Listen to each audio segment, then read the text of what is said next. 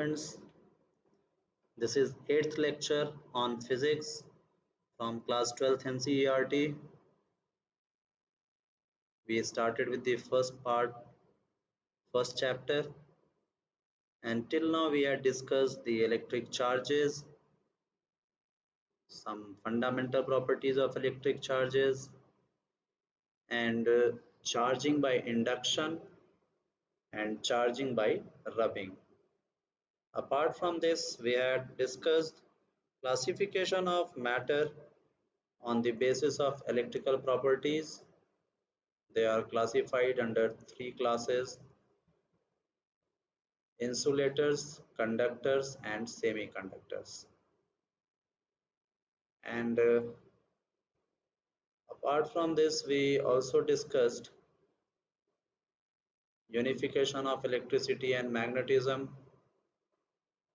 And now we are going to discuss the examples given after the topic quantization of charges. So example 1.2 is, if 10 to the power 9 electrons move out of a body to another body every second, how much time is required to get a total charge of 1 coulomb on the other body? देखिए प्रश्न क्या कह रहा है कि एक second में, every second means हर एक सेकंड में 10 to the power 9 electrons move कर जा रहे हैं एक बॉडी से दूसरी बॉडी पे। तो प्रश्न ये है कि how much time is required to get a total charge of 1 coulomb on the other body. तो जिस बॉडी पे चार्ज जा रहे हैं कितने समय में 1 कूलम्ब का चार्ज जा चुका होगा, उस बॉडी पे इकट्ठा हो चुका होगा। तो समय निकालना है आपको, कितना टाइम लगेगा पूछा जा रहा है, हाउ मच टाइम, और चार्ज कितना पहुंच जा रहा है 1 कूलम्ब। 1 कूलम्ब चार्ज जाने में कितना टाइम लगेगा। देखिए ये सिंपल यूनिटरी मेथड पे बेस्ड क्वेश्चन है। एक सेकेंड में 10 to the power 9 number of electrons दिया हुआ है आपको, और एक इलेक्ट्रॉन पे जो चार्ज होता है वो आपको पता है, फंडामेंटल चार्ज या इलेक्ट्रॉनिक चार्ज बोलते हैं या एलिमेंट्री चार्ज बोलते हैं। एक इलेक्ट्रॉन पे चार्ज होता है 1.6 into 10 to the power -19 coulomb. तो 10 टू द पावर 9 इलेक्ट्रॉन्स पे कितना चार्ज होगा, इसको मल्टीप्लाई कर दीजिए। 10 to the power 9 multiplied by 1.6 into 10 power -90, तो ये आ जाएगा 1.6 इंटू 10 पावर -10। इतने इलेक्ट्रॉन्स हर एक सेकेंड में, इतना चार्ज, सॉरी इतना कूलम्ब का चार्ज, ये कूलम्ब में रिप्रेजेंट होगा, यूनिट होगी चार्ज की कूलम्ब। इतने कूलम्ब का चार्ज एक सेकेंड में यदि जा रहा है तो 1 कूलम्ब का चार्ज कितने सेकेंड में जाएगा, ये आप यूनिटरी मेथड से सिंपल वर्कआउट कर सकते हैं। तो यही बात यहाँ की गई है, 1 coulomb divided by 1.6 into 10 to the power -10। तो इससे आपको टाइम मिल जाएगा कि कितने सेकंड में 1 कूलम्ब का चार्ज ट्रांसफर हुआ। तो आप देख सकते हैं 6.25 into 10 to the power 9 second, ये बहुत लंबा समय है। आप देख सकते हैं, इसको अगर ईयर्स में कन्वर्ट करना है, यहाँ ईयर्स में कन्वर्ट किया गया है, तो इस सेकंड को डिवाइड किया गया है 365 डेज, यानी पूरे एक साल में कितने दिन होते हैं, एक दिन में कितने घंटे होते हैं 24, और इनटू एक घंटे में कितने सेकंड होते हैं 3600। तो इतने ईयर्स आएंगे, यानी 198 ईयर्स। अब आप इस एग्जांपल से समझ सकते हैं कि एक कूलम्ब का चार्ज एक बॉडी से दूसरी बॉडी पर ट्रांसफर होने में 198 ईयर्स का समय लग रहा है। इतना लंबा 198 साल का समय लग जाएगा, और जबकि कितना फास्ट रेट से जा रहा है ये आप देखिए। एक सेकेंड में 10 टू द पावर 9 इलेक्ट्रॉन्स जा रहे हैं, तब इतना टाइम लग रहा है। तो आप एक कूलम्ब के चार्ज के मैग्नीट्यूड को एस्टिमेट कर सकते हैं कि ये कितना बड़ा charge.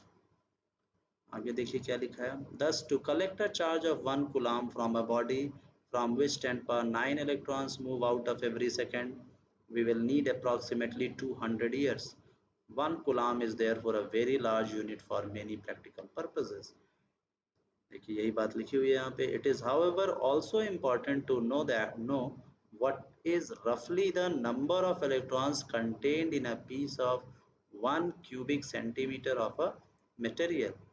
A cubic piece of a copper of side 1 centimeter contains about 2.5 into 10 power 24 electrons.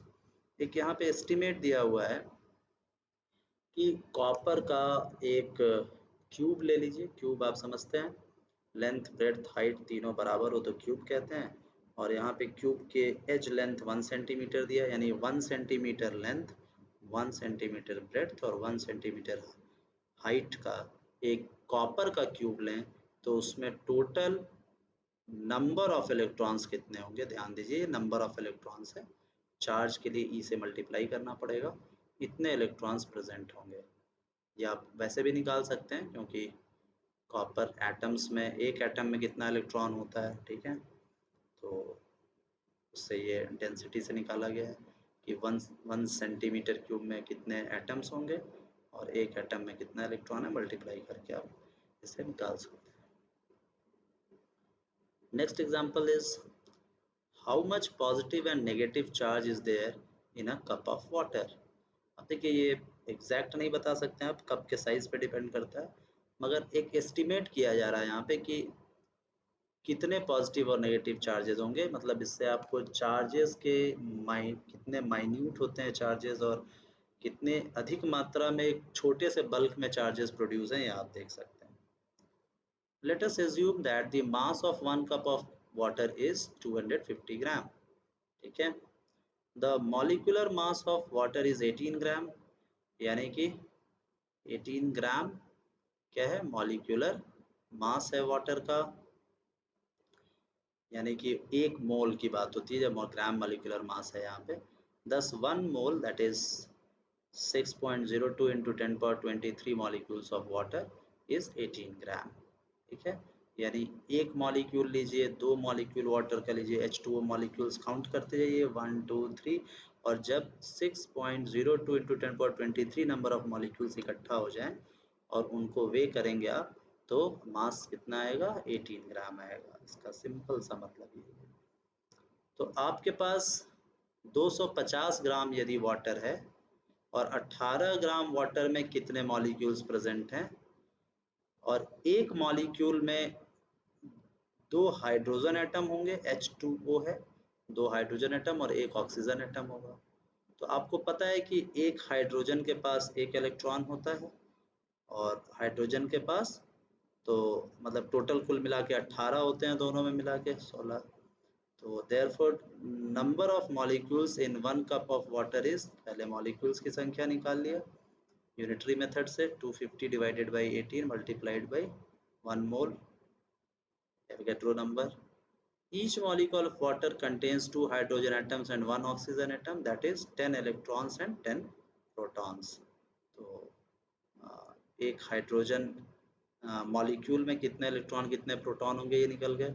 Hence the total positive and negative charge has the same magnitude and it is equal to the number of molecules multiplied by number of electron multiplied by charge on each electron. तो ये total charge coulomb में निकल आएगा 1.34 into 10 power 7 coulomb. इसी के साथ ये examples दोनों खत्म होते हैं. नेक्स्ट टॉपिक है हमारा coulombs law. So let us start with coulombs law. अब देखिए कूलाम्स लॉ का इम्पोर्टेंस क्या है और क्या हमें पढ़ना है. अभी तक हम लोगों ने पढ़ा चार्ज के बारे में कि चार्ज क्या होता है, चार्ज की प्रॉपर्टीज क्या होती हैं, चार्जिंग कैसे करते हैं किसी बॉडी की, charging by induction, charging by rubbing, और फिर डिस्चार्जिंग यानी न्यूट्रलिटी कैसे फिर आती है बॉडी में अर्थिंग करके. इस तरह की कुछ चीज़ों को हम लोगों ने अभी तक डिस्कस किया. और सबसे इम्पॉर्टेंट बात जो हमारे सामने आई वो ये कि चार्जेस 2 प्रकार के होते हैं और लाइक चार्जेस रिपेल करते हैं, अनलाइक चार्जेस अट्रैक्ट करते हैं. कूलाम्स लॉ अगला टॉपिक हमें बताता है कि ये फोर्स ऑफ अट्रैक्शन और रिपल्सन कैसा होता है, कितना होता है, उसको क्वांटिफाई करेंगे। तो coulombs law basically inverse square law भी कहते हैं इसको, ये लॉ ऑफ ग्रेविटेशन की तरह ही है। लॉ ऑफ ग्रेविटेशन मासेस के लिए है, ये चार्जेस के लिए है। तो आगे बढ़ते हैं नेक्स्ट सेक्शन 1.6 कूलाम्स लॉ पे। Coulomb's law is a quantitative statement about the force between two point charges. Point charges यहाँ ध्यान देंगे क्योंकि इसे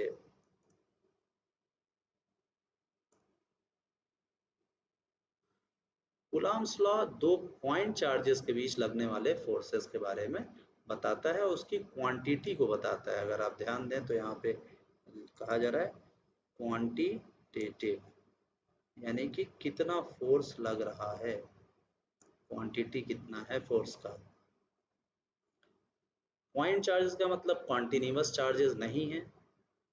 When the linear size of a charged body are much smaller than the distance separating them, the size may be ignored and the charged bodies are treated as a point charges. Point charge को यहाँ define भी कर दिया गया है कि यदि दो चार्जेस जिनके बीच आप फोर्स निकाल रहे हैं यूजिंग कूलम्ब्स लॉ, उनके बीच की दूरी उन दोनों ही चार्जेस के साइज से कहीं ज़्यादा हो, कंपेरेटिवली रिलेटिवली ज़्यादा हो, तो साइज को हम इग्नोर कर देते हैं और चार्जेस को हम पॉइंट चार्ज की तरह ट्रीट करते हैं। Coulomb measured the force between two point charges and found that it varied inversely as the square of the distance between the charges and was directly proportional to the product of the magnitude of the two charges and acted along the line joining the two charges. देखिए ये direction के बारे में कहा जा रहा है।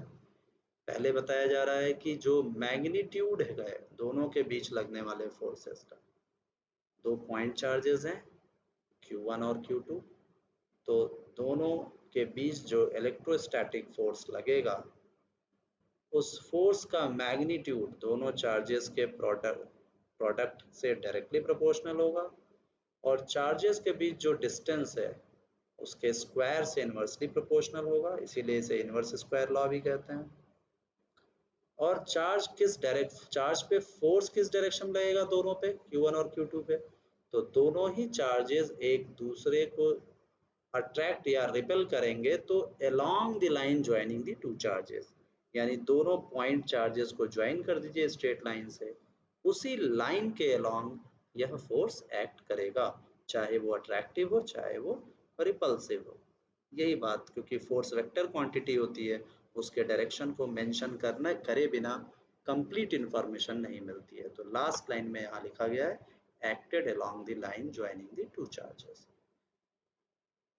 Thus, if two point charges Q1 Q2 are separated by a distance r in vacuum, देखिए in vacuum यहाँ important है क्योंकि मीडियम बदलने पे एक नया टर्म आएगा परमिटिविटी, उस पर हम लोग आगे चर्चा करेंगे। Permittivity of the medium and dielectric constant of the medium, ये दो टर्म्स बाद में आएंगे। तो अभी वैक्यूम की बात हो रही है, दोनों चार्जेस को वैक्यूम में रखा गया है या एयर में भी सेम आता है। The magnitude of the force F between them is, magnitude देखिए यहाँ लिख दिया गया है, ये magnitude की बात हो रही है। डायरेक्शन ऑलरेडी स्टेटमेंट में लिखा जा चुका है। मैग्नीट्यूड और डायरेक्शन दोनों को जब हम एक साथ अकाउंट करेंगे तो वो टॉपिक होगा Coulomb's law in vector form, वो हम आगे देखेंगे। Of the force F between them, यहाँ F वेक्टर है, बोल्ड लेटर में आप देखिए NCERT में वेक्टर्स को बोल्ड लेटर में लिखा जाता है डार्क करके। तो मैग्नीट्यूड फोर्स का F is equal to K Q1 Q2 by r square. K यहाँ प्रोपोर्शनैलिटी कांस्टेंट का रोल है, प्ले करता है, क्योंकि F directly proportional to this, inversely proportional to this. तो इन प्रोपोर्शनैलिटी का साइन हटाते हैं तो इक्वालिटी जब लगाते हैं हम तो एक प्रोपोर्शनैलिटी कांस्टेंट को हम इंट्रोड्यूस करते हैं, के यहाँ पे प्रोपोर्शनैलिटी कांस्टेंट है। How did coulomb arrive at this law from his experiments? प्रश्न है कि कूलम्ब एक्सपेरिमेंट करके कैसे इस लॉ तक पहुंचे। So Coulomb used a torsion balance experiment. Cavendish थे, हेनरी जेम्स कैवेंडिश, इन्होंने ग्रेविटेशनल फोर्स के लिए टॉर्सन बैलेंस एक्सपेरिमेंट किया था और उसी एक्सपेरिमेंट को फॉलो करते हुए कूलाम साहब ने भी एक्सपेरिमेंट किया for measuring the force between two charged metallic spheres. तो दो मेटेलिक स्फेयर्स चार्ज करके इन्होंने लिया। कैवेंडिश ने मास लिया था दो स्फेयर्स को और मास को कंसीडर करके ग्रेविटेशनल फोर्स निकाला था। ये बात देखिए यहाँ स्टेरिक्स में नीचे लिखा हुआ है। और torsion balance is a sensitive device to measure force. It was also used later by Cavendish to measure the very feeble gravitational force between two objects to verify Newton's law of gravitation। तो इसके detail में अभी हम नहीं जाएंगे। Torsion balance experiment simple सा है। अगर उसको आप स्केलेटल डायग्राम देखें तो थ्रेड से एक स्फेयर को लटका के और दूसरे स्फेयर को उसके पास ले जाइए, अट्रैक्शन और रिपल्सन को ऑब्जर्व करिए फोर्स को, और वो जब डेटा कलेक्ट करेंगे तो ये लॉ पे पहुंच जाएंगे जो कूलाम्स लॉ ने जो लॉ डिराइव किया। इसका डिटेल हम अपने जो बोर्ड वर्क करेंगे, जो वीडियो बनाएंगे जिसमें बोर्ड पे हम डिस्कस करते हैं, तो उसमें हम आपको बताएंगे। When the separation between two spheres is much larger than the radius of each sphere, the charged spheres may be regarded as point charges। पहले भी बताया जा चुका है कि पॉइंट चार्ज क्या होता है, वही बात फिर से यहाँ बताई जा रही है कि चार्जेस के रेडियस को आप 0 मान लें या बहुत कम मान लें तो लगभग पॉइंट की तरह बिहेव करेगा। However, the charges on the sphere were unknown to begin with. How then could he discover a relation like equation 1.1 जो ऊपर दिया हुआ equation F equal to K Q1 Q2 by r square, उसी equation को बताया जा रहा है यहाँ पे कि जब चार्जेस स्फेयर पे अननोन है, कितने चार्जेस हैं ये पता नहीं है, तो फिर ये इक्वेशन कैसे निकाला गया। तो Coulomb thought of the following simple way. तो कूलाम ने एक सिंपल सा तरीका निकाला। Suppose the charge on a metallic sphere is q. उन्होंने माना कि एक मेटालिक स्फेयर पे मान लीजिए चार्ज क्यू है। If the sphere is put in contact with an identical uncharged sphere, the charge will spread over the two spheres. तो कहा जा रहा है कि अगर एक मेटालिक स्फेयर पे क्यू चार्ज है और आइडेंटिकल बिल्कुल वैसा ही मतलब सेम मटेरियल का और सेम साइज का, सेम शेप का, शेप साइज सेम है, मटेरियल सेम है स्फेयर का, मगर वो अनचार्ज्ड है। कैसा है? अनचार्ज्ड है। तो एक चार्ज्ड है और एक अनचार्ज्ड है, आइडेंटिकल अनचार्ज्ड। तो इस अनचार्ज्ड पे चार्ज्ड स्फेयर को जब टच कराएंगे तो चार्ज्ड स्फेयर का सरफेस अनचार्ज्ड पे इक्वली डिस्ट्रीब्यूट हो जाएगा ओवर द टू स्फेयर्स। तो by symmetry the charge on each sphere will become q by 2, बराबर बराबर डिस्ट्रीब्यूट होगा सिमेट्री से। अब इसके पीछे जो लॉजिक है वो इलेक्ट्रिक पोटेंशियल का लॉजिक है, जो हम लोग अगले चैप्टर में आगे पढ़ेंगे। लेकिन फिलहाल आप सिमेट्री से समझिए कि दोनों स्फेयर्स एक जैसे हैं। फर्क इतना है, एक चार्ज्ड है, क्यू चार्ज है एक के ऊपर कोई एक्स्ट्रा चार्ज नहीं। जैसे ही आप कांटेक्ट में लाएंगे तो वो मेटालिक स्फेयर्स हैं, आप देखिए मेटालिक लिखा हुआ है, तो मेटालिक कंडक्टिंग होते हैं मेटल्स। तो चार्ज्ड स्फेयर से अनचार्ज की तरफ चार्ज का फ्लो होगा और इक्वली दोनों में तब तक फ्लो होगा जब तक दोनों के ऊपर चार्ज बराबर ना हो जाए। जब दोनों पे q by 2 हो जाएगा तो इक्विलिब्रियम कंडीशन आ जाएगी और अब चार्ज का फ्लो रुक जाएगा और दोनों ही बराबर बराबर चार्ज हो जाएंगे। कूलाम साहब ने ऐसे ही दो स्फेयर्स को चार्ज किया। चार्ज कितना है ये नहीं पता दोनों पे, मगर दोनों पे बराबर चार्ज है q by 2 ये पता चल गया। q की वैल्यू भले ही ना पता हो। So repeating this process we can get charges q by 2, q by 4 etc। अब q by 4 चाहिए तो एक और स्फेयर ले आइए आइडेंटिकल, और q by 2 जिस पे चार्ज है उससे टच करा दीजिए, तो अब q by 4 में डिवाइड हो जाएगा। ये यही बात यहाँ कही जा रही है। तो आप जब भी चाहें चार्जेस को इस तरह इक्वल डिस्ट्रीब्यूट कर सकते हैं दो स्फेयर्स पे। Coulomb varied the distance for a fixed pair of charges and measured the force for different separations. तो कूलाम साहब ने क्या किया, Q/2 वाले आइडेंटिकल स्फेयर्स लिए और उनके डिस्टेंसेस को वेरी कराया, अलग अलग डिस्टेंस पे रख के फोर्स को मेजर किया और देखा उन्होंने कि फोर्स डिस्टेंस पे कैसे डिपेंड कर रहा है। He then varied the charges in pairs. फिर उन्होंने keeping the distance fixed for each pair, फिर उन्होंने Q/2 जैसे लिया था वैसे ही Q/4 और Q/4 चार्ज वाले स्फेयर्स लिए, तो चार्ज कम हो गया मगर दोनों पे चार्ज सेम था और डिस्टेंस को फिक्स करके चार्ज को इस तरह वेरी कराया और फिर उन्होंने फोर्स को ऑब्जर्व किया, मेजर किया। Comparing forces for different pairs of charges at different distances, Coulomb arrived at this relation given in equation 1.1. तो इस तरीके से उन्होंने पहले डिस्टेंस को वेरी कराया, चार्ज को फिक्स रखा, फिर डिस्टेंस को फिक्स करके चार्ज को वेरी कराया और फोर्स चार्ज और डिस्टेंस पे कैसे डिपेंड कर रहा है ये रिलेशन निकाला। Coulomb's law, a simple mathematical statement, was initially experimentally arrived at in the manner described above, while the original experiments established it at a macroscopic scale. It has also been established down to subatomic scale level, that is are nearly equal to 10 to the power minus 10 meter.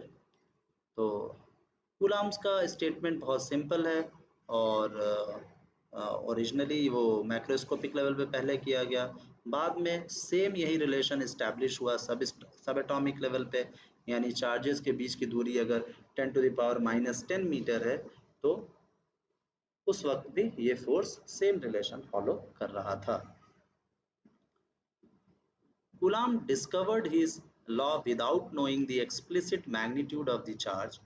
Coulomb ने जो law discover किया उसमें उन्हें charge की value नहीं पता थी exactly दोनों स्फेयर्स पे कितना चार्ज है, एक्सप्लिसिट मतलब अलग से बिल्कुल मैग्नीट्यूड के बारे में कोई जानकारी नहीं थी, सिर्फ उन्हें पता था कि दोनों ही स्फेयर्स पे चार्ज बराबर है, जैसा मैंने पीछे बताया Q/2 या Q/4 so in fact it is the other way around. वास्तव में ये दूसरे तरीके से देखें तो बात सही दिखेगी कि Coulomb's law can now be employed to furnish a definition for a unit of charge. तो Coulomb's law को हम यूज कर सकते हैं चार्ज के को डिफाइन करने के लिए, चार्ज की यूनिट को डिफाइन करने के लिए। In the relation equation 1.1 k is so far arbitrary, k की वैल्यू आर्बिट्रेरी वैल्यू है अभी तक इक्वेशन 1.1 में। We can choose any positive value of k, k की कोई भी पॉजिटिव वैल्यू हम चूज कर सकते हैं। The choice of k determines the size of the unit of charge. The choice of k determines this, मतलब k की क्या आप यूनिट ले रहे हैं और किस साइज में ले रहे हैं उससे चार्ज की यूनिट का पता चलेगा। In SI units, the value of k is about 9 into 10 to the power 9. अगर SI यूनिट्स में हम मेजर करते हैं तो k की वैल्यू, न्यूमेरिकल वैल्यू जो k की आती है वो 9 into 10 to the power 9 आती है। अब कैसे निकालेंगे SI यूनिट में k की वैल्यू, न्यूमेरिकल वैल्यू, ये आप आराम से देख सकते हैं। इस इक्वेशन 1.1 पे फिर से जाइए और देखिए Q1 की वैल्यू 1 कूलाम लीजिए, Q2 भी 1 कूलाम लीजिए, R की वैल्यू 1 मीटर लीजिए, तो 1 into 1/1 ये पूरा 1 हो जाएगा। तो ये पूरा 1 हो गया और इधर ये न्यूटन होगा फोर्स, तो F इज इक्वल टू आप K के बराबर पाएंगे, तो जो फोर्स पाया गया वो 9 into 10 to the power 9 Newton का फोर्स पाया गया। तो K की न्यूमेरिकल वैल्यू तो ऐसे निकल गई और यूनिट निकालनी है K की, तो आप क्या करेंगे R स्क्वायर को इधर क्रॉस मल्टीप्लाई करिए, न्यूटन मीटर स्क्वायर हो जाएगा, फोर्स का न्यूटन, और कूलाम स्क्वायर नीचे चलाएगा तो न्यूटन मीटर स्क्वायर पर कूलाम स्क्वायर K की SI यूनिट हो जाएगी। ऐसे आप समझ सकते हैं।